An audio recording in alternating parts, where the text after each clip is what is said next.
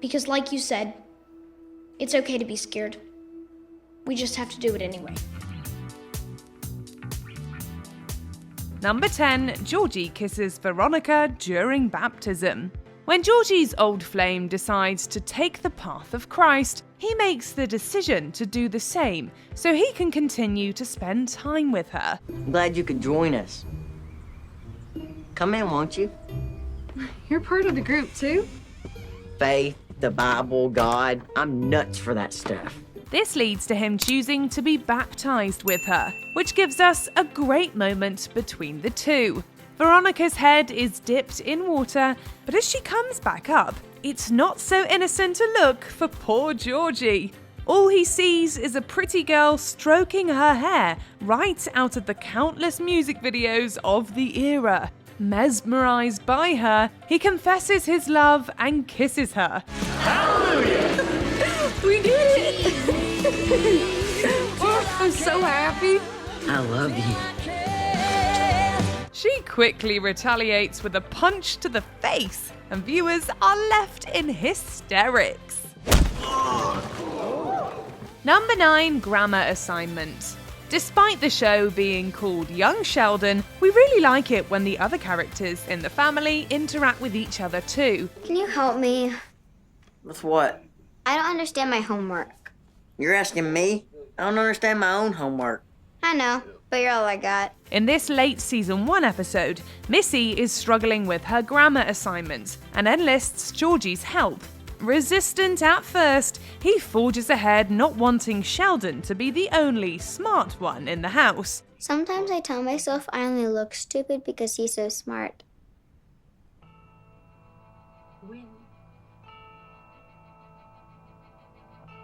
Give me the book. The best moment of this storyline, however, is when Missy slips her assignment under his door and he sees the 100% mark on top. Did you cry when you saw it? No, Why not?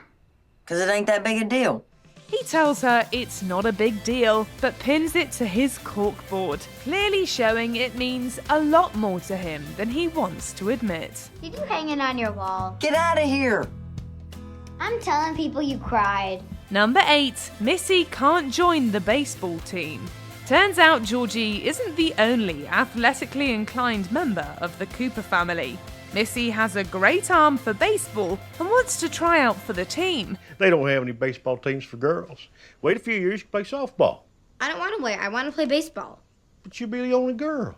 I don't care. When her dad brings her to see Coach Dale, he shoots down any shot she might have because she's a girl. No, I want to hear. Look, sweetheart, I just think it's great you want to be on the team, but these boys are going to eat you alive. I'm not afraid of them. Well, maybe you should be. Defeated, she returns home distraught.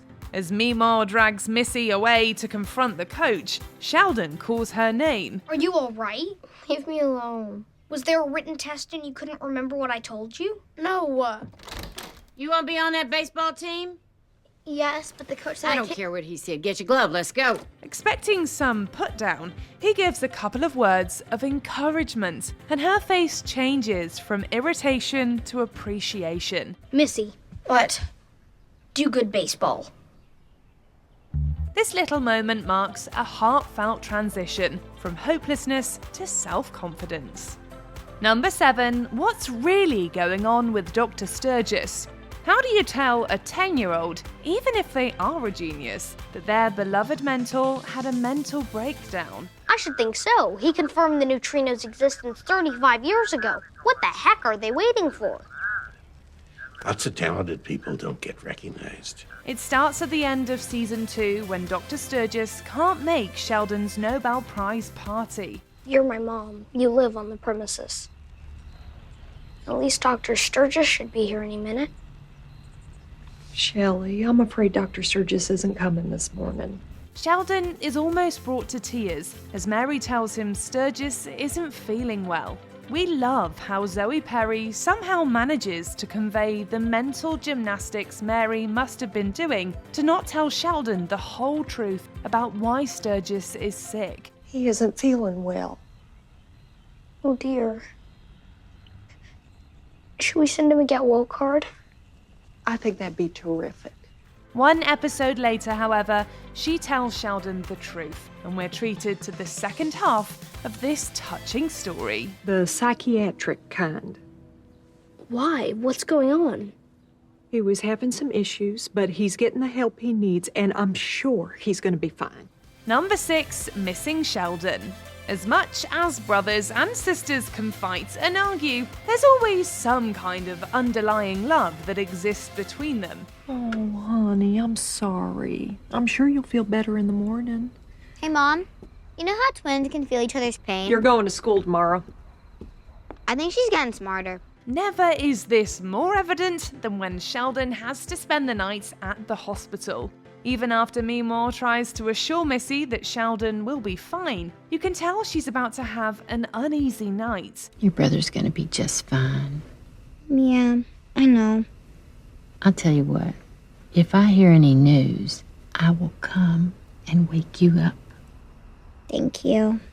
As she lies there staring across at Sheldon's empty bed, both the look on her face and the frame of the scene tell us everything she's feeling. But the icing on the cake is when she crawls into Sheldon's bed, just so she can in some way still be close to him. Now that is how you pull at the heartstrings.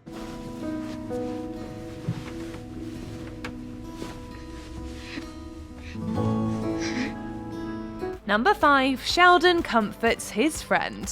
One of the best marks of a TV show is when even the most obnoxious characters are given moments to shine. My history with Paige brought up complicated feelings. She challenged me. Do you know if he'll be doing a full color octet calculation with matrix manipulations?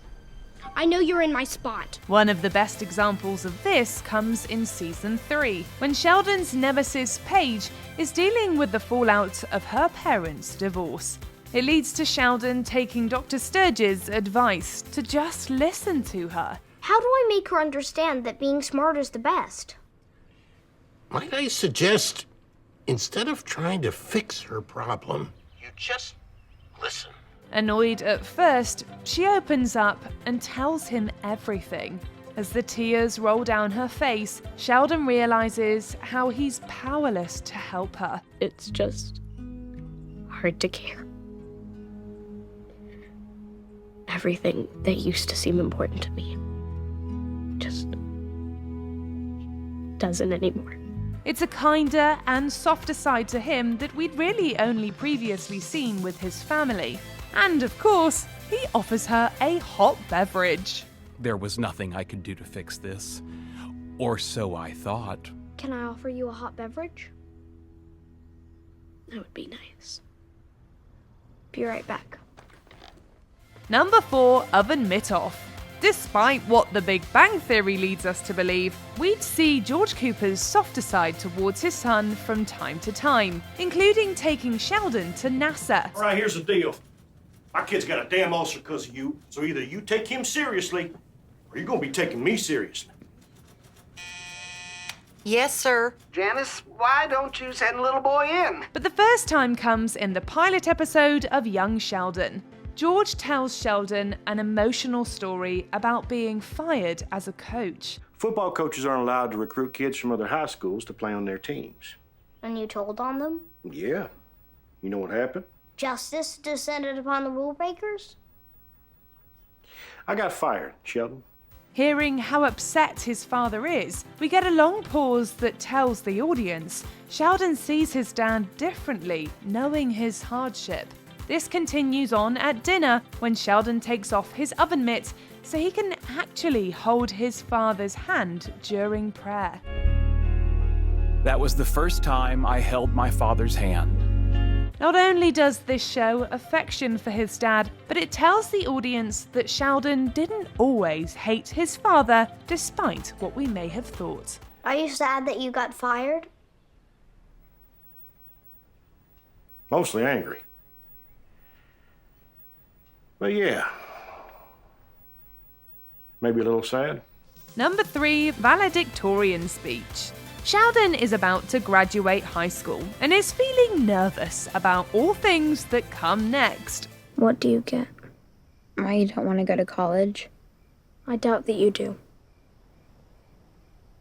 You're scared everything's gonna be different, and it'll be hard. Coincidentally, Missy is feeling the same things about going into middle school. As they both lay in bed, Missy tells Sheldon that it's okay to be scared, but we sometimes just have to do things anyway. You're scared? Yeah. So what do we do? I guess be scared and do it anyway. Upon starting his speech at graduation, he dedicates it to his sister and recites her advice to him for all to hear. But I know we're going to be fine. Because like you said, it's okay to be scared. We just have to do it anyway. The sheer look of glee and surprise on her face immediately tells us it was unexpected and incredibly meaningful to her. It's a glowing example of how siblings can certainly disagree, but often have more love between them. So if any of my fellow graduates are nervous about the future, know that you're not alone. I suggest you all try to be as brave as my twin sister. That's my plan. Number 2, Thunder and Lightning. When George decides to take Sheldon and Georgie to see a space shuttle launch, all does not go as planned. It'll pass. Just get some sleep.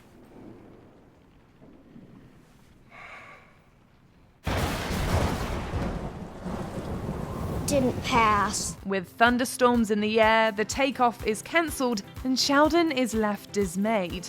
George asks Sheldon questions about the lightning and thunder as a means to take his son's mind off what he had missed that day. Never understood how lightning works. Didn't they teach you that in high school?